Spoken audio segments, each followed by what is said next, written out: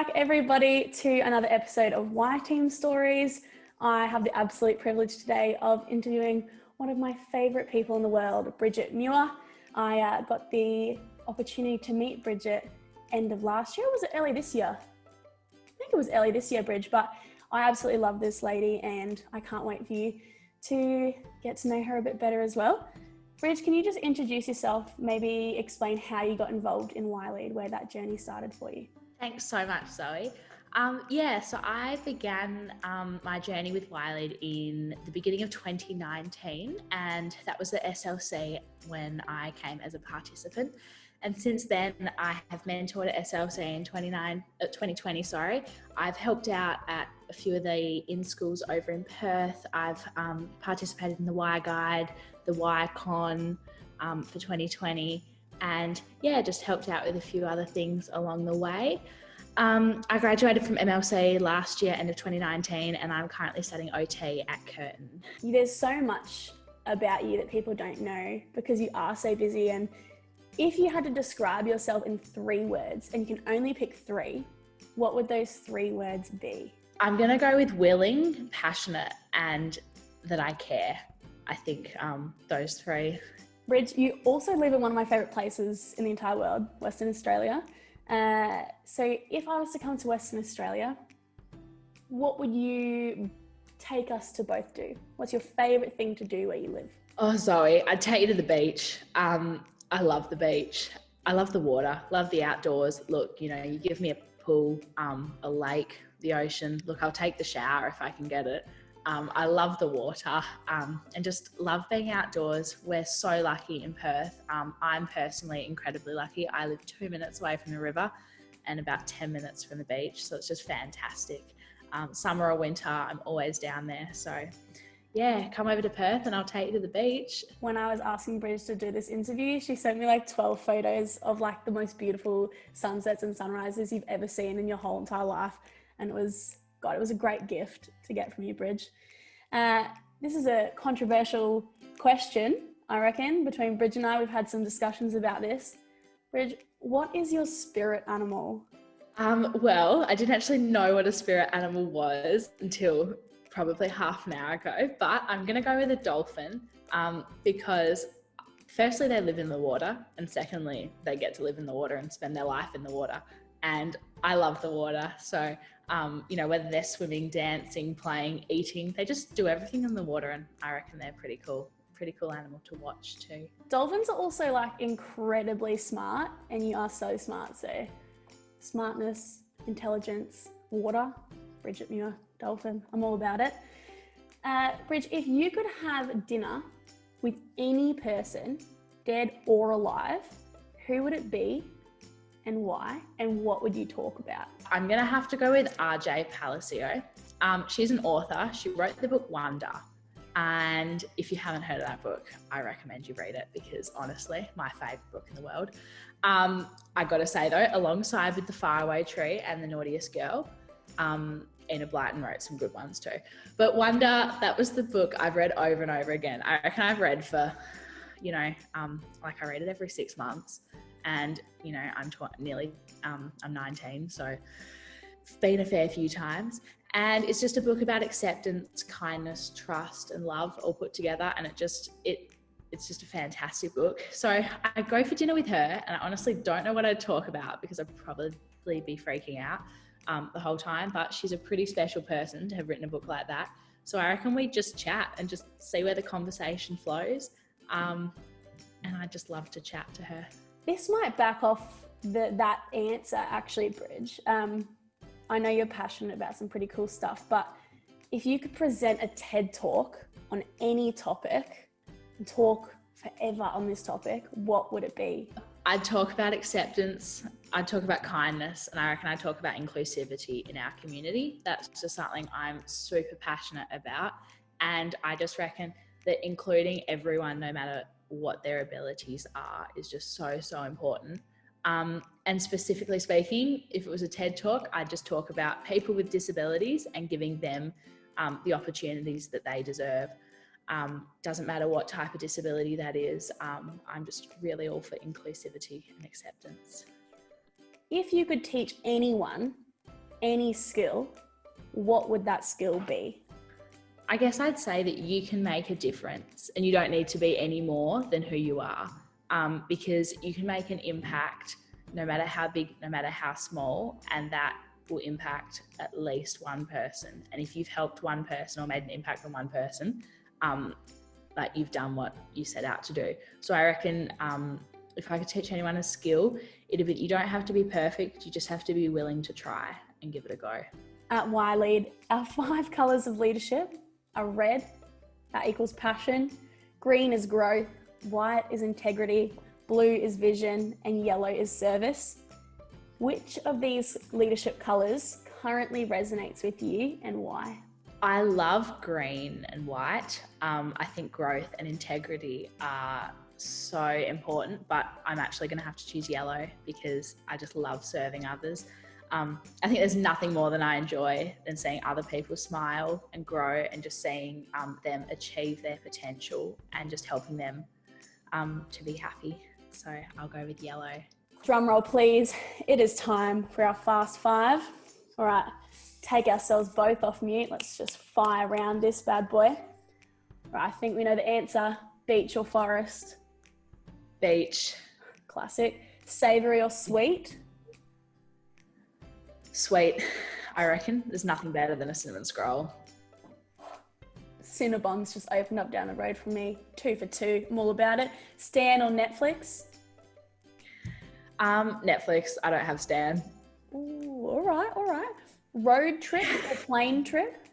Look, as much as I love a good plane trip, I love a good road trip and a good adventure. WA is a pretty good place, so we got some pretty fun sights to see out here. WA is on my bucket list for road trips. Maybe we could do it together, Bridge. Early riser or night owl? Early riser, 100%. Yeah, you do love a good sunrise swim over the pool shot. So I can understand that. As I said before, we both share quite a big passion for people with disabilities and for serving others. And I'd love to know just a little bit more about that. First off, the first question I want to ask you is, where did you discover your passion for serving people, and specifically serving people with a disability? And why is it so important to you? And maybe even where might that lead you in your future? I discovered my passion for working with people with disabilities and just people in general a long time ago, but I don't think I realised that I loved it so much and that it was my passion till probably just over a year ago.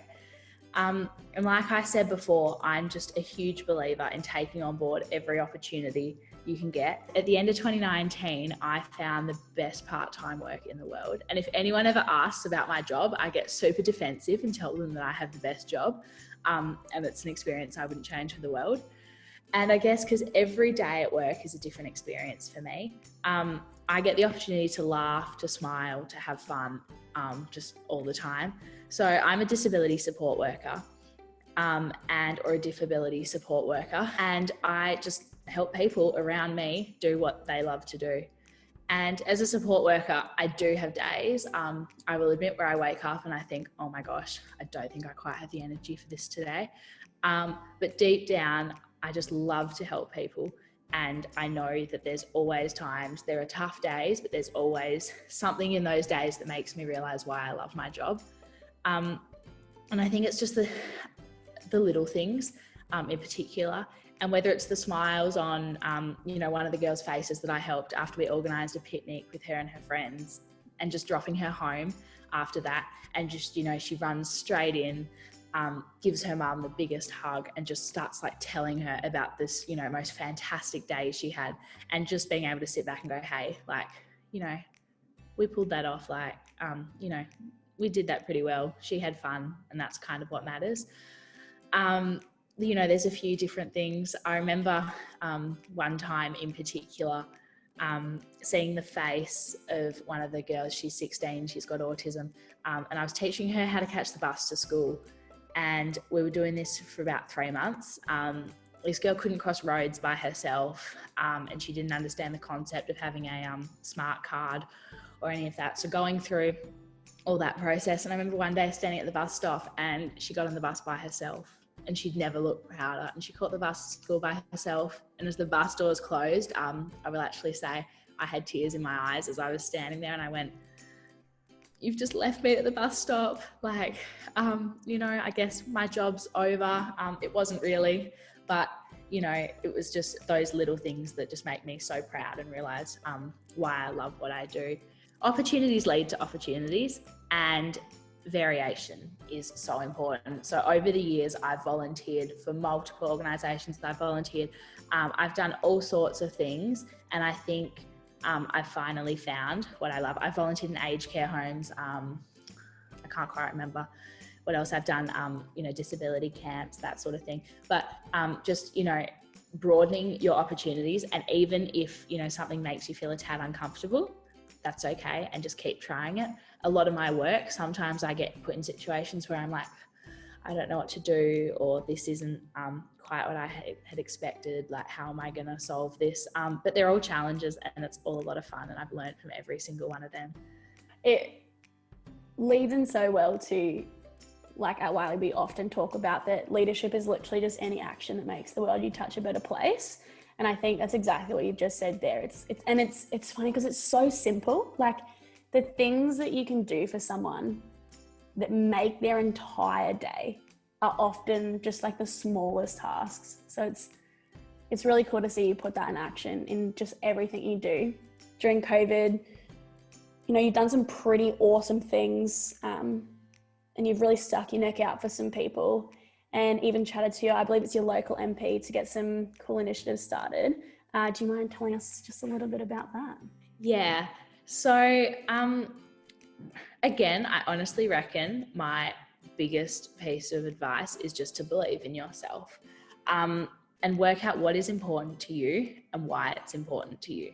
And I still kind of haven't quite worked that out, but I think what I have realized is you don't need to know what you want to do, and you don't need to have a plan all the time. You just need to know what's important to you and why it is.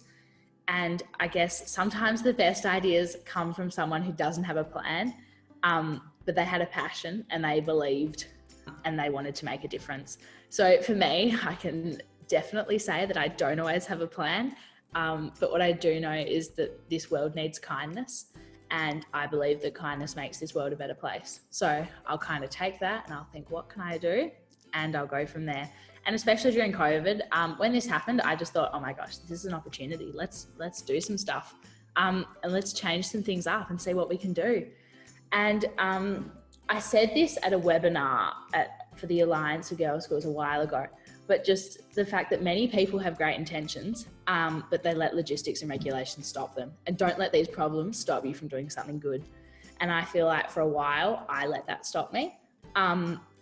And then I was coming up with this idea, and I was sitting here, and a lot of my, some of my friends back in Perth, they'd just be like, why do that? Or, like, who thinks of that, And I just kind of said, well, because it'd be cool. Like, imagine what this could do if it did work. And yes, there's probably, a 50-50 chance that it won't work, or that, I won't be able to make this happen. But if I did, how cool would that be? And I just went with that and thought, well, if I don't try, I'll never know.